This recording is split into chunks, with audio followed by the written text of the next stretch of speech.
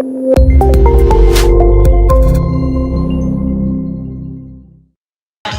Sir கம்ப்ளீட்டா சாம்ராஜ் ஆபீஸ்ல seal வச்சிட்டீங்களா? S. அது போதாது சார். அந்த ராஸ்கல் எங்க ஒளிஞ்சிருக்கான்னு உடனே கண்டுபிடிச்சாகணும். முதல்ல அவன் பேங்க் அக்கவுண்ட ஃப்ரீஸ் பண்ணுங்க. அப்படியே அவன் கிடைச்சிட்டான்னா ஜாமீன்ல கூட வெளியே வர முடியாதபடி ஏற்பாடு பண்ணுங்க. அவன் எந்த வழியிலும் தப்ப முடியாதபடி டோரை பூரா க்ளோஸ் பண்ணிடுங்க. என்ன க்ளோஸ் பண்ணி என்ன? எக்கச்சக்கமான பணத்தை கையோட எடுத்துட்டு போயிட்டானாமே. அந்த பணத்தை வச்சுக்கிட்டு நாம மந்திரி சபையை பிடிக்க போட்ட பிளானை எல்லாம் மாத்திட்டானா? கரெக்ட்.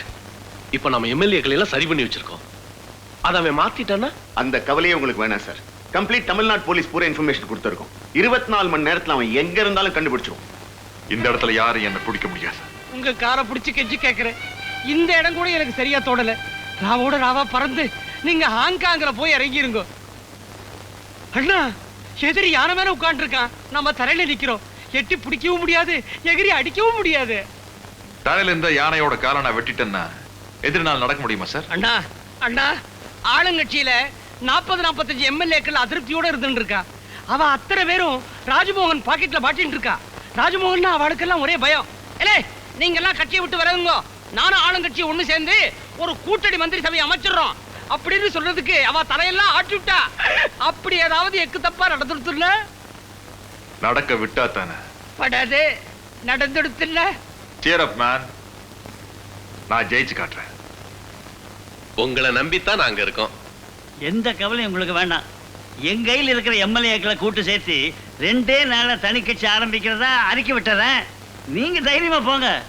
எங்களுக்கு வேண்டியது அத நான் செஞ்சிடறேன்.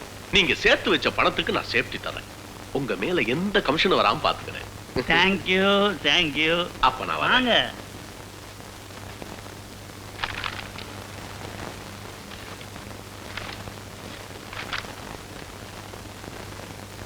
வணக்கம் டிஎம்ஆர். ஹலோ சாம்ராஜ், வாங்க வாங்க. வணக்கம். இதெல்லாம் என்ன சாம்ராஜ்? வெடிகுண்டு நினைச்சு பயந்துட்டீங்களா டிஎம்ஆர்?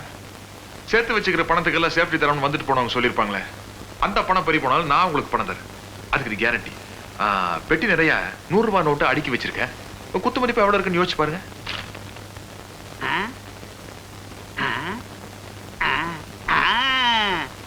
ஒரு 1,40,22,500 ரூபாய். எப்படி இவ்வளவு கரெக்டா சொல்றீங்க? 20 வருஷமா இதைத்தானே அளந்துட்டு இருக்கோம்.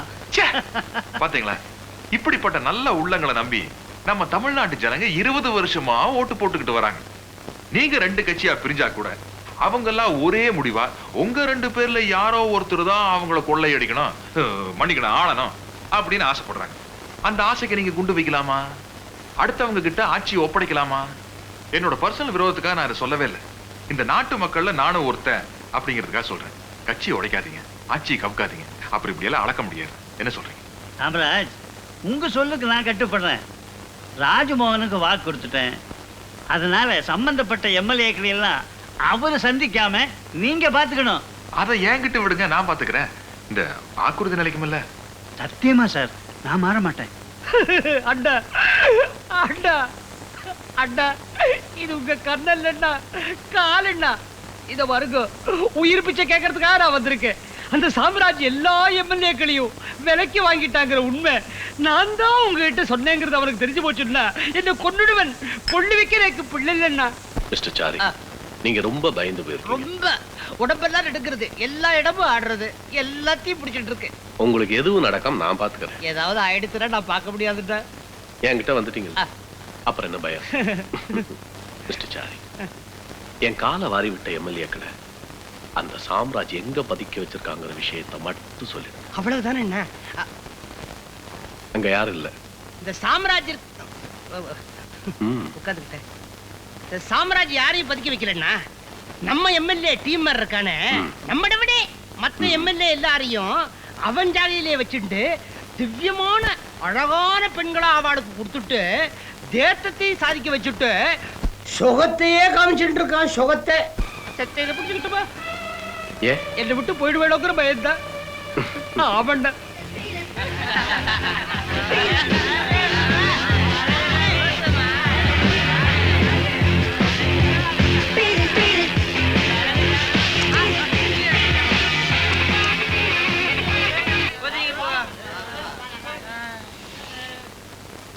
நாட்டு மக்கள் ஓட்ட வாங்கின எம்எல்ஏக்கள் எவ்வளவு நாகரிகமா நடந்துக்கிறீங்கன்னு இப்ப நான் போட்டோ எடுத்துட்டேன். உங்க யோகியதையை நான் எல்லா பத்திரிகையிலையும் போட்டேன்னா உங்க கதி என்ன ஆகுறது? கடத்தல்காரன் காசு பெருசா இல்ல நாங்க பெருசான்னு யோசிங்க. நீங்க அத்தனை பேர் ஆளுங்கட்சியை விட்டு விலகி தனி கட்சி ஆரம்பிக்க போறதா இந்த பேப்பர்ல கையெழுத்து போடுறீங்க. புரியுதா? ஒட்டுமொத்தமா கையெழுத்து போட்டு கொடுத்துறோம். எங்களை காமிச்சு கொடுத்துறாதீங்க. எல்லா எம்எல்ஏவும் மோகன் கிட்ட கையெழுத்து போட்டு கொடுத்துறாங்க. அவங்க எல்லாரும் ஏசி பஸ்ல வச்சு போலீஸ் பாதுகாப்போட மோகன் கடத்திட்டு போயிட்டான். எங்களால் ஒண்ணுமே செய்ய முடியல சார். சாரி கூட இருந்த குடி பறிச்சிட்டான். எதிரிகிட்ட எல்லா விஷயத்தையும் சொல்லிட்டான். we are in a big fix now boss. நம்ம தான் கையில இருந்த எல்லாத்தையும் கொடுத்துட்டோமே. இப்போ நம்ம கிட்ட வேற என்ன இருக்கு? தில் இருக்குப்பா, செம்ம தில்லு. கூடவே இந்த தன்மான உணர்ச்சி வேற இருக்கா. இதெல்லாம் சேர்ந்துதான் பிளாட்ஃபார்ம்ல இருந்த என்ன பெரிய மனுஷனாக்கி இருக்கு. இந்த மோகனோட பகையாளிங்க இருக்கா நான் சொல்லவே இல்லை. ஆனா ஒரு போலி அரசியல் வாரி இந்த நாட்டை ஆளக்கூடாது. இதுக்கு நான் ஒரு முடிவு செய்யறேன். மைக்கேல், நன்றி கட்ட உயிரோடு இருக்க கூடாதுல்ல? நானும் அப்படிதான் நினைக்கிறேன். இந்த டிகே சார் உயிரோடு இருக்கணும் கூடாது. குத்திட்டு மிஸ்டர் சாரி, உங்களுக்கு நான் எப்படி நன்றி சொல்றதுனே தெரியல. விட்டுருக்கண்ணா, தெரியலன்னா விட்டுருக்கண்ணா. எனக்கு அதுவா விசாரம்? நான் செத்துட்டு இருக்கேன்னா இந்த விஷயத்தை நான் தான் உங்ககிட்ட சொன்னேங்கிறது சாம்ராஜுக்கு தெரியாது நான் நினைச்சிட்டு இருக்கேன். சத்தியபாமனுக்கு தெரியும். ஆந்தவே இப்போ வந்துட்டே இருக்கு எருமை. எருமை மேல எவன் உட்கார்ந்து இருக்கான். நான் பாதி செத்துட்டு இருக்கேன்டா. எந்த கவலையும் உங்களுக்கு வேண்டாம். உங்களுக்கே விட்டுட்டேன். நாளை காலை ஃபிளைட்ல உங்களை ஏத்துறேன். அண்ணா, மேல போறதுக்கு பயந்துட்டு இருக்கேன். நீங்களே மேல அனுப்புறேன். நீங்க டெல்லிக்கு போறீங்க. டெல்லிக்கு போய் எம்பி வீட்டுல தங்கறதுக்கு ஏற்பாடு பண்ணிருக்கேன். சரி, அங்க நல்ல பாதுகாப்பு. பாதுகாப்பு பந்தோபஸ்து எல்லாம் வேண்டாம்ண்ணா. நினைச்சாலே பயமா இருக்கு. நான் ஒட்டியாவே இருந்துக்கிறேன்.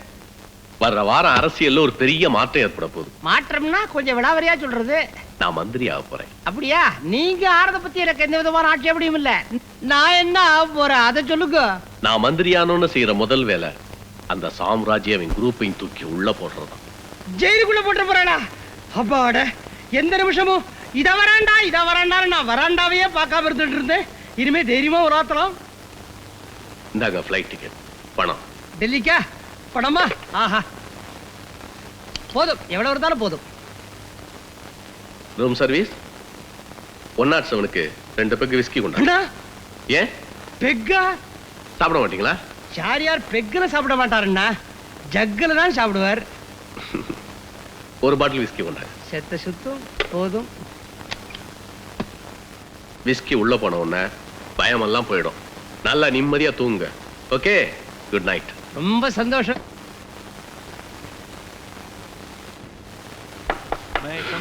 வாயண்டா, பெரிய ஹோட்டல்ல தங்குனாலே இப்படித்தான். பரமார பசங்க ஒருத்தரும் கரெக்ட் டயத்துக்கே வரமாட்டாருங்க. ஏண்டா முண்டா, எல்லாத்தையும் கொண்டு வந்திருக்கே. சோடாவை திறக்கிறதுக்கு ஓப்பனர் இங்க. என்னது கத்தி? மைக்கேல் டிசௌசா. தலைவரே, கூட்டணி அமைச்ச உடனே துணை முதலமைச்சர் நீங்க தான். எங்களை எல்லாம் மறந்துடாதீங்க. பதவி வந்ததுக்கு அப்புறம் தான் பல பேர் ஒட்டுவாங்க. நாங்க ஆரம்பத்துல இருந்தே உங்க கூட தான் இருக்கிறோம். எங்களை மறந்துடாதீங்க.